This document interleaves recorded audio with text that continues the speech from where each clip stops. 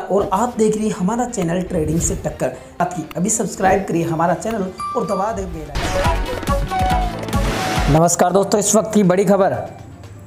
प्रधानमंत्री नरेंद्र मोदी ने नवा रायपुर के सेक्टर 20 में नवनिर्मित ब्रह्मा कुमारी संस्थान का भव्य Shanti Shikhar retreat centre academy for a peaceful world का उद्घाटन किया। 1.5 एकड़ में ये शांति शिखर ध्यान केंद्र बना हुआ है। पीएम के साथ राज्यपाल रवीन डेका, मुख्यमंत्री विष्णुदेव साय भी मौजूद रहे।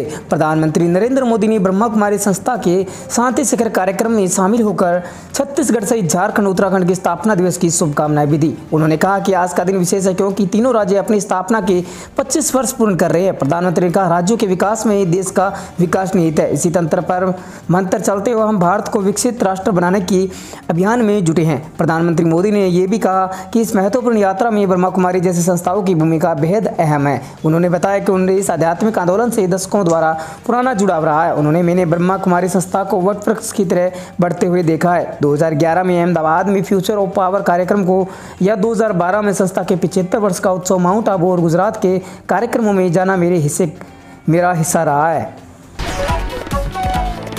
की बड़ी खबर, वाशिंगटन अमेरिका में जारी सरकारी शटडाउन के चलते देश भर के हवाई यातायात नियंत्रण केंद्र वेतन संकट, कर्मचारियों की कमी और वित्तीय दबाव से जूझ रहे। ऐसे में हवाई डोबर एयर कंट्रोलर की कमी होगी, जिससे शुक्रवार को कई हवाई अड्डों में उड़ानें देर से हुई। सरकारी वित्त पोषण की कमी से पैदा हुआ अमेरिका का यह शटडाउन अब 1 महीने के करीब पहुंच चुका है। अमेरिकी परिवहन मंत्री सीन डफी ने चेतावनी दी कि यदि स्थिति नहीं सुधरी तो यात्रियों को और अधिक उड़ान देरी और रद्द होने का सामना करना पड़ सकता है, क्योंकि देश के हवाई यातायात नियंत्रक 1 अक्टूबर से बिना वेतन के काम कर रहे हैं। डफी ने उपराष्ट्रपति जेडी वैंस और विमानन उद्योग के शीर्ष अधिकारियों के साथ बैठक की, जिसमें शटडाउन के दौरान हवाई यात्रा पर पड़ने वाले असर पर चर्चा हुई। बैठक के बाद उन्होंने व्हाइट हाउस के बाहर पत्रकारों से कहा, और अधिक चुनौतियां आने वाली है।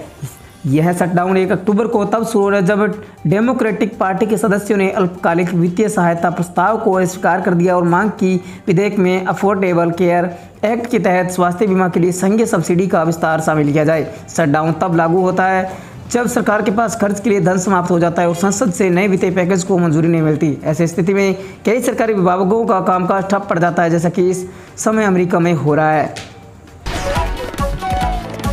की बड़ी खबर, आंध्र प्रदेश के श्रीकाकुलम जिले के काशीबुग्गा स्थित वेंकटेश्वर स्वामी मंदिर, तिरुमला मंदिर या तिरुपति बालाजी मंदिर में शुक्रवार सुबह एक बड़ा हादसा हो गया।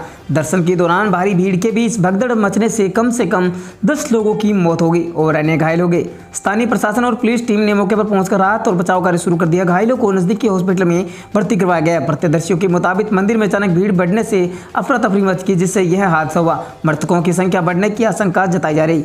एकादशी के मौके पर भारी भीड़ संख्या में श्रद्धालु दर्शन के लिए पहुंचे थे, जिससे मंदिर परिसर में अफरा तफरी मच गई। भीड़ बढ़ने के कारण भगदड़ जैसी स्थिति बन गई और कई लोग घायल हो गए। सूचना मिलते ही पुलिस मौके पर पहुंची और स्थिति को नियंत्रण में ले लिया। घायलों को आसपास अस्पताल में भर्ती करवाया गया। वहीं प्रशासन ने घटना की जांच शुरू कर दी है। रक्षा मंत्री राजनाथ सिंह ने हिंद प्रशांत क्षेत्र में चीन की आक्रामक सैन्य गतिविधियों को लेकर बढ़ती वैश्विक चिंताओं के बीच शनिवार को कहा कि भारत का मानना है कि यह क्षेत्र खुला, समावेशी और किसी भी प्रकार के दबाव से मुक्त रहना चाहिए। कुआलालंपुर में आसियान सदस्य देशों और समूह की वार्ता में साझेदारी के रक्षा मंत्रियों के एक सम्मेलन को संबोधित करते हुए सिंह ने क्षेत्र के प्रत्येक राष्ट्र की संप्रभुता सुनिश्चित करने के लिए सामूहिक सुरक्षा के दृष्टिकोण पर जोर दिया।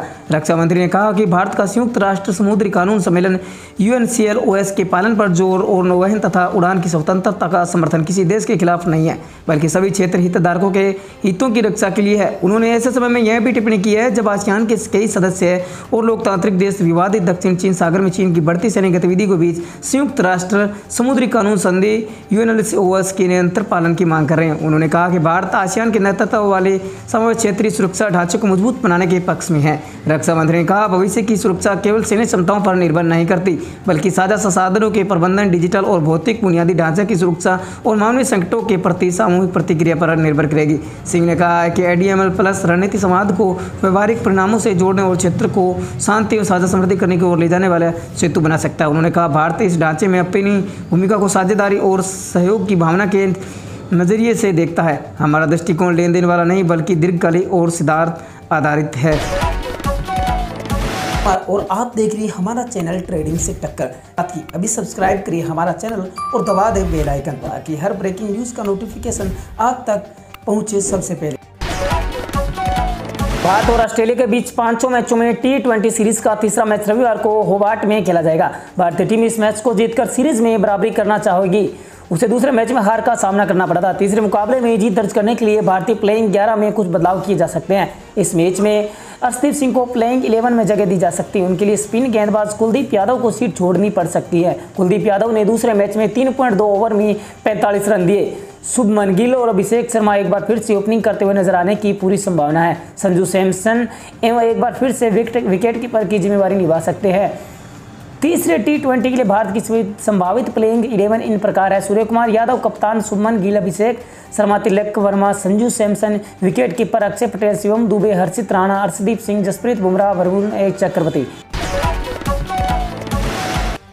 की बड़ी खबर, दिलजीत दोसांझ इन दिनों खूब सुर्खियां बटोर रहे हैं। वहीं अपने AURA वर्ल्ड टूर पर है। इस बीच उन्होंने टीवी रियलिटी शो KBC 17 में पहुंचे थे। इस दौरान उन्होंने खुद से जुड़ी ढेर सारी बातें अमिताभ बच्चन के साथ की। बिग बी शो में एक्टर सिंगर दिलजीत सिंह ने अपनी स्ट्रगल लाइफ के बारे में बात की और बताया कि कैसे उनके पिता बस में टिकट चेकर का काम किया करते थे और सैलरी पहले दिन में ही खत्म हो जाती थी। उन्होंने बताया कि उन्होंने शादी में गाना शुरू किया था।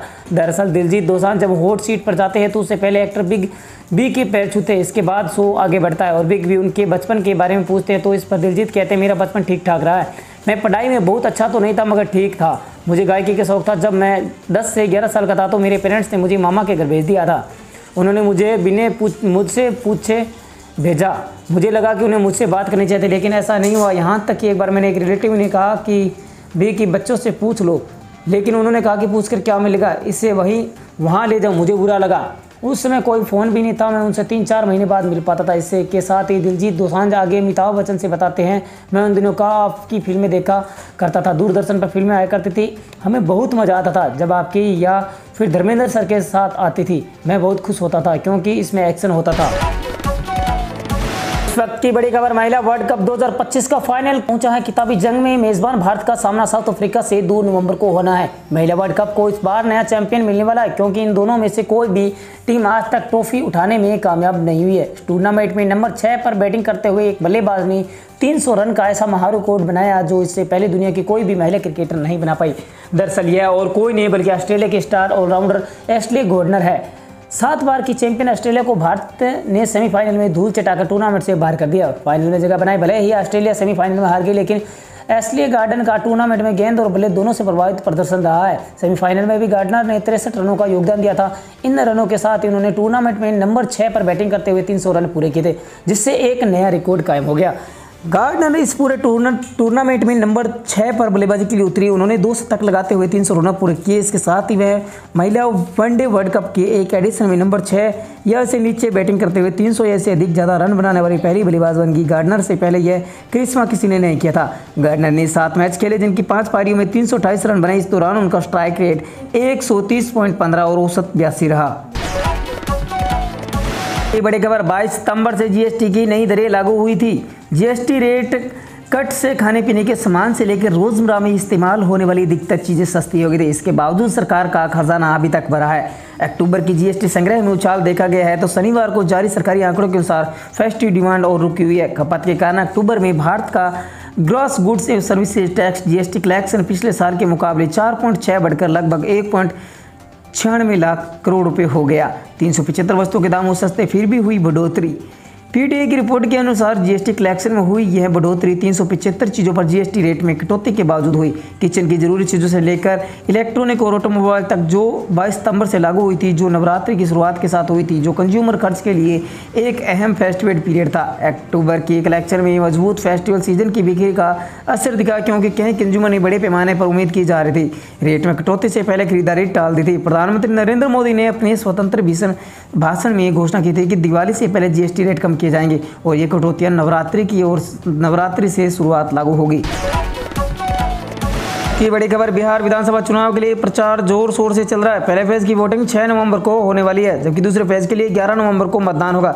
इस बीच प्रदेश की हाई प्रोफाइल सीट राघोपुर में चुनाव प्रचार के लिए रोहिणी आचार्य पहुंची। अपने छोटे भाई तेजस्वी यादव के लिए प्रचार करने पहुंची रोहिणी ने कहा कि प्रदेश की जनता अपना मन बना चुकी है। इस बार जनता महागठबंधन को बहुमत के साथ जिताने वाली है और तेजस्वी यादव मुख्यमंत्री पद की शपथ लेंगे। मीडिया वाले ने इस दौरान उनसे महुआ से चुनावी मैदान में उतरे तेज प्रताप यादव के लिए भी सवाल पूछा। परिवार और पार्टी से निकाले जाने के बाद तेज प्रताप नई पार्टी बनाकर मैदान में हैं। रोहिणी ने कहा कि वह भी मेरा भाई है और बड़ी बहन होने के नाते मैं उसे आशीर्वाद देती हूँ। बहन अपने भाई को हमेशा खुश ही देखना चाहती है। रोहिणी चारे और तेजस्वी के बीच मनमुटाव की खबरें आई थी। मीडिया रिपोर्ट्स में दावा किया गया था कि रोहिणी की तेजस्वी के बीच संजय यादव से नाराजगी है और उन्होंने इसकी शिकायत परिवार में भी की है। हालांकि कभी खुद उन्होंने इस बात को स्वीकार नहीं किया। अब परिवार के अंदर सब कुछ ठीक चल रहा है, यह संदेश देने के लिए वह खुद मैदान में उतर गई है। रोहिणी ने राघोपुर में तेजस्वी के समर्थन में जनसभा की और एक रोड शो भी किया। कुछ दिन पहले ही राबड़ी देवी भी बेटी के लिए प्रचार करने राघोपुर पहुंची थी। इस वक्त की बड़ी खबर, क्रिकेट के मैदान पर जीत हार का फैसला भले ही गेंद से होता हो, लेकिन वर्ल्ड कप जैसे टूर्नामेंट में बात सिर्फ ट्रॉफी की नहीं, करोड़ों रुपए की इनामी रकम की भी होती है। हरमनप्रीत कौर की कप्तानी में भारतीय महिला क्रिकेट टीम ने इतिहास रचते हुए ऑस्ट्रेलिया को सेमीफाइनल में मात दे दी। पहली बार वर्ल्ड कप खिताब की दहलीज पर पहुंच गई। इस जीत के साथ ही खिलाड़ियों की झोली में सिर्फ सामान ही नहीं बल्कि मोटी रकम भी आ चुकी है। आइए जानते फाइनल से पहले और बाद में कौन कितना कमाएगा। इतिहास में पहली बार इतनी बड़ी इनामी राशि। आईसीसी ने इस बार महिला और पुरुष दोनों वर्ल्ड कप के लिए इनामी राशि में बड़ा बदलाव किया। कुल प्राइज मनी को बढ़ाकर 13.88 मिलियन अमेरिकी डॉलर यानी करीब 116 करोड़ रुपए कर दिया गया है। यह अब तक की सबसे बड़ी राशि है जो महिला क्रिकेटर के इतिहास में नई मील का पत्थर साबित हुई है। 2022 से अब तक 297% की बढ़ोतरी। पिछले महिला वर्ल्ड कप 2022 न्यूजीलैंड में कुल इनामी राशि सिर्फ 3.5 मिलियन डॉलर थी, जबकि अब इसमें लगभग 297% की बढ़ोतरी हुई है। दिलचस्प बात यह है कि महिला वर्ल्ड कप की प्राइज मनी अब पुरुष वर्ल्ड कप 2023 10 मिलियन डॉलर से भी अधिक हो गई है, जो क्रिकेट में जेंडर एक्टिविटी की दिशा में बड़ा कदम है।